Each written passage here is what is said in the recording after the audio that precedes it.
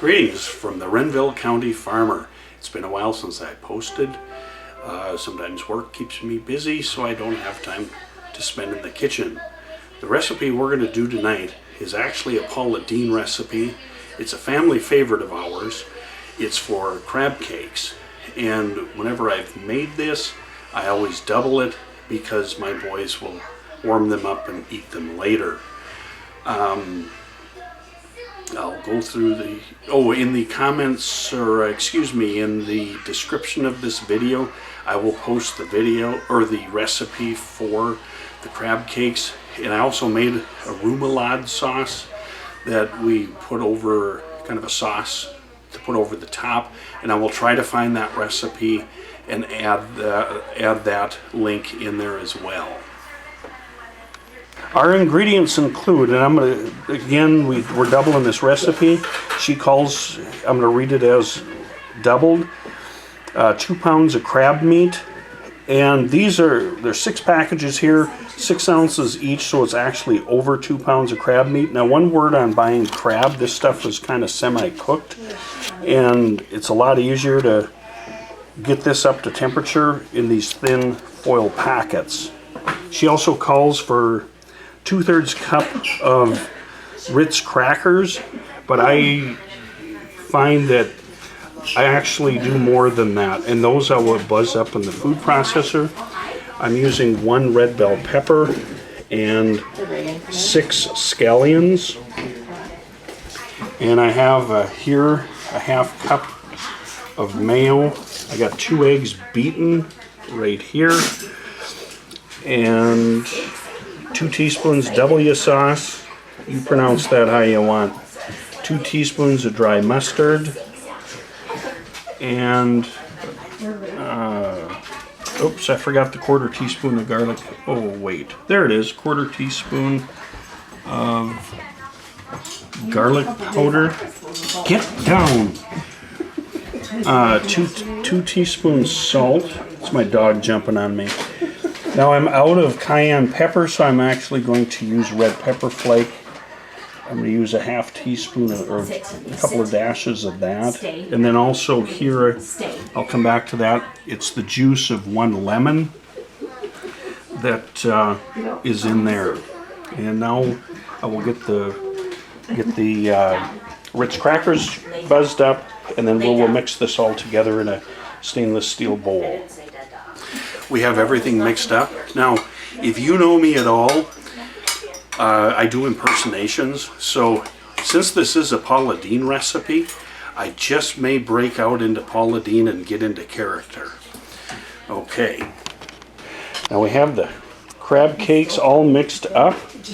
Now, mercy sakes, doesn't that look pretty all together with the green and the red? And next up, we're going to shape those things. In some of my previous videos, I jokingly talk about how my mother-in-law mercilessly teases me when I weigh stuff. This is my mother-in-law right here. So anyway, back to the recipe for the crab cakes. When I first started making this recipe, I had a heck of a time. I would try forming the crab cakes in my hands, and I would end up with club hand. I'd have more batter on my hands than I had to make crab cakes. And then I tried dropping them into a plate full of flour, and that was way too much flour, and I'd get all gunk all over my hands and stuff. Well, anyway, in this recipe, she says, shape into patties and dust with flour. Well, one night, I was sitting there thinking on it, and I said, there's got to be a better way to do this. So anyway, I will show you how I do that now. What I finally figured out to do is I've got one of these little mini, whisks, or a hoop basket, and I lightly flour the surface and then dish out the crab meat on top of this, and then that helps it to prevent from sticking. And then once we dish them out, then flatten them and then dust the tops the same way that we're dusting the I got a layer of wax paper on on the countertop here. So this is how I was finally able to achieve lightly dusted. And now, you remember these from elementary school when your school cooks would dish out your applesauce and your potatoes. I'm using a number 20 disher here, just kind of filling it up quite a bit. And then after a bit we will flatten these out. And I'm just taking a spatula. If this ends up sticking, you can just take a knife and kind of pry it off. We'll take and flatten these out. And then we will dust the tops of these like we did the surface. And we will have achieved what she says in the recipe, to lightly dust them. It's really a sticky dough. I got a little bit on my hands, and that's my dog in the background. They trained him to do that. Yeah, it's very gooey. I got some of it on my hands, and it's very, very sticky. Now we're just lightly dusting the tops of these. So when we fry them, that'll give it a little bit of a crisp crust. Sit down. Sit. Stay. I've got my Teflon lined pan heating to medium heat. She says to fry these in medium heat. Now, I'm out of peanut oil, so I'm going to use vegetable oil. Now, everybody else says oil, but if you're Paula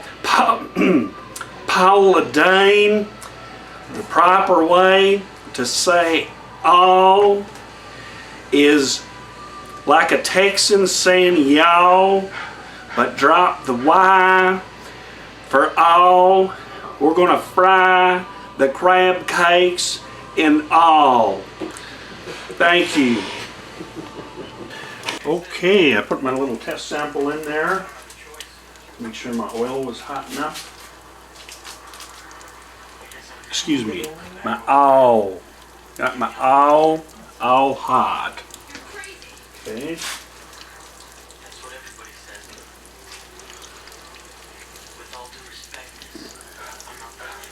And the crab cakes in.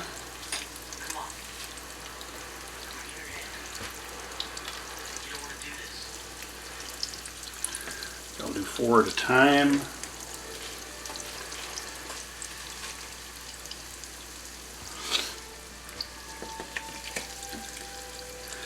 We'll just kind of watch them until they get brown on the bottom.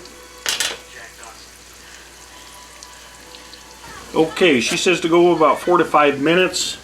Since this is the first batch, it always seems to take a while, so we'll take and flip those over. Oh, look at that beautiful browning action on that first side. Doesn't that look pretty? We'll let these go another 5 minutes and then take them off and put them onto the cooling rack. The first batch is out of the pan, and we will cook these in several batches. Alright, the crab cakes are done. I made a homemade remoulade sauce to go on top. I will post, hopefully if I can find the recipe online, I will post it in the description. But that remoulade sauce has 1 1/4 cups of mayo, 1/4 cup mustard. I usually use the Dijon mustard, a tablespoon of sweet paprika, plain old paprika. I also did 2 teaspoons of Old Bay seasoning, 2 teaspoons of horseradish, a teaspoon of pickle juice, 1 teaspoon hot sauce, and a couple cloves of garlic crushed went into that. So you too can make crab cakes at home. Don't forget to like, subscribe, and share, and enjoy. Thank you.